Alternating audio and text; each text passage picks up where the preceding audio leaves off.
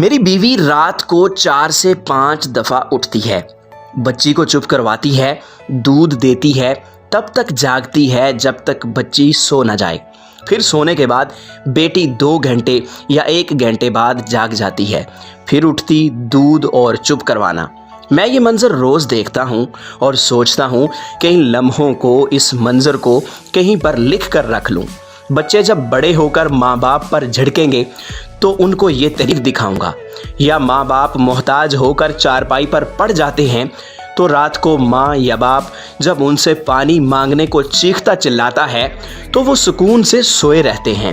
میں اکثر رات کو جاگتا ہوں، دیکھتا ہوں بیوی بیٹھی بیٹی کو چپ کروا رہی ہوتی ہے۔ میں سوچتا ہوں کہ میری اگر نیند پوری نہ ہو تو صبح تھکاوٹ کی وجہ سے کئی کام ادھورے رہ جاتے ہیں۔ اس کی نیند بھی پوری نہیں ہوتی، پھر بھی کوئی کام ادھورے نہیں رہتے۔ ماں باپ کو دکھ دینے والوں کو ان کی پیدائش کے منظر دکھائے جائیں تو شاید کوئی شخص اپنے ماں باپ کو یوں گلی کوچوں میں ذلیل نہ کرے۔